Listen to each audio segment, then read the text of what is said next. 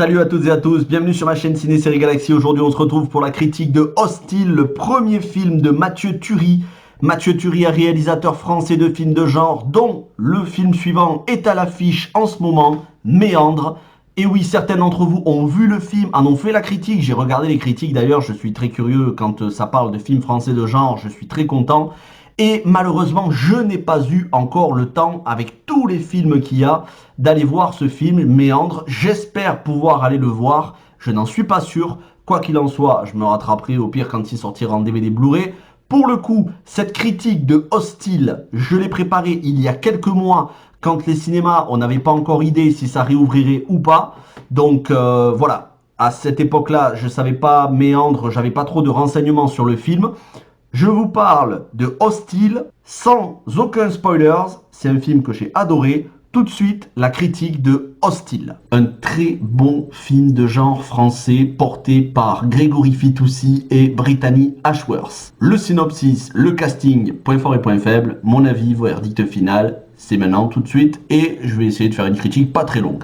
Alors, le synopsis, quel est-il? On est dans... Bon, déjà, ça se passe aux États-Unis, dans un futur proche, post-apocalyptique. Il y a eu une catastrophe qui fait que le monde est devenu un désert façon Mad Max, façon Resident Evil Extinction. Et on y suit une jeune femme qui parcourt les différentes villes désertes, ensablées, pour trouver des provisions, parcourant la journée, car la journée, des créatures se cachent qui sortent la nuit, des créatures difformes et cannibales, extrêmement dangereuses. Et à un moment donné, elle va avoir un accident et elle va se trouver piégée dans son véhicule renversé, en plein désert, la nuit, avec des créatures qui rôdent aux alentours. Dans le même temps, il y a des flashbacks sur sa vie, la vie de cette jeune femme avant l'apocalypse, et l'homme qu'elle a rencontré, dont elle est tombée amoureuse, avec qui elle a voulu fonder une famille, avec qui elle voulait passer le restant de sa vie.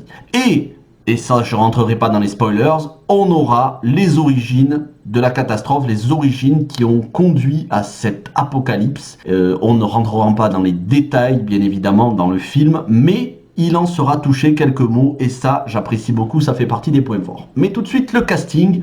Le casting est composé de deux acteurs principalement.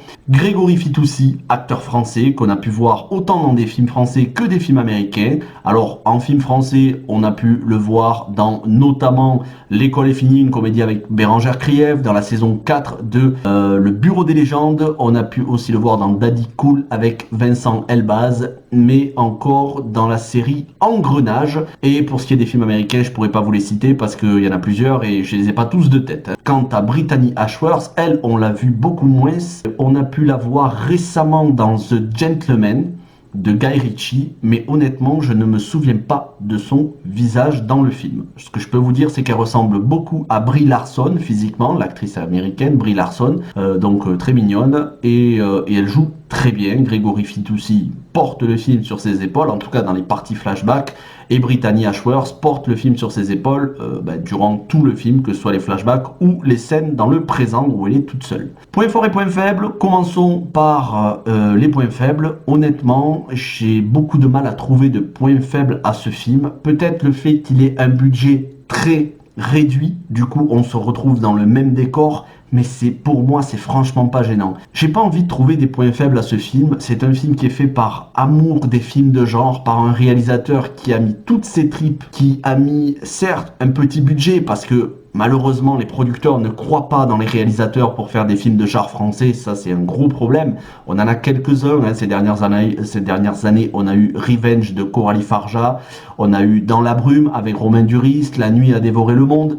Mais d'une manière générale, on a assez peu de films français, surtout des films français post-apocalyptiques. C'est regrettable. Moi, si j'étais producteur, je vous le dis très clairement, si j'avais l'argent, si j'étais producteur, je tendrais la main à des réalisateurs qui sont aussi talentueux que Mathieu Turi, parce que vraiment, il le mérite. C'est un réalisateur français à suivre. Ce que je peux dire donc, c'est que le casting est impeccable, l'histoire est passionnante. L'histoire est passionnante, certes, l'histoire dans le présent, ça reste dans l'habitacle d'une voiture avec une créature qui rôde autour. Mais les flashbacks nous montrent l'évolution de l'héroïne. Dans le présent, elle est ultra badass, elle a un caractère voilà, elle a envie de s'en sortir, elle a la hargne, alors que dans les flashbacks, on découvre une jeune fille fragile, nerveusement, qui n'est pas sûre d'elle, à la merci des hommes, un petit peu, à la merci de tout simplement ses addictions. Et tout le film va être de nous montrer l'évolution psychologique, ce qui l'a amené à être une fille battante. Et ça, c'est très bien développé sur, au final, environ 1h20. C'est pas énorme, à peine un peu plus, mais si on enlève le générique, 1h20.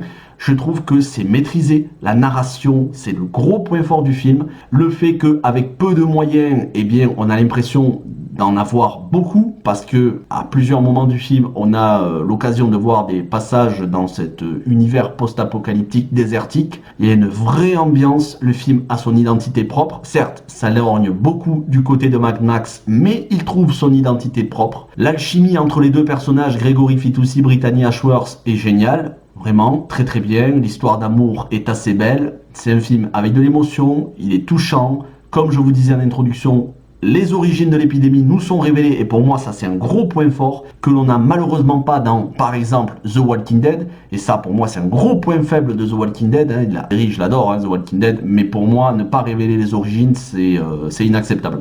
Bref, j'aime quand on révèle les origines, pas forcément dans tout le détail, mais au moins qu'on nous dise comment ça a commencé. Et là, vous ne serez pas laissé sur le carreau, vous ne serez pas frustré. Ceci dit, le point le plus fort du film arrive dans ces 10 dernières minutes avec une révélation fracassante, rebond, enfin un twist scénaristique à la Shyamalan un petit peu, qui donne tout son sens au film, et franchement, c'est très bien écrit, c'est une très bonne idée, et c'est émouvant. Je ne peux que vous recommander ce film français de genre qui a l'air d'être un film américain de par son identité, de par son visuel, mais qui est bien un film français d'horreur post-apocalyptique, une réussite. On n'en a pas beaucoup, il faut encourager ce genre de film et il faut encourager ce réalisateur à suivre de près. J'espère que vous avez apprécié cette critique, en tout cas moi j'ai regardé le film 2 fois donc je me suis régalé.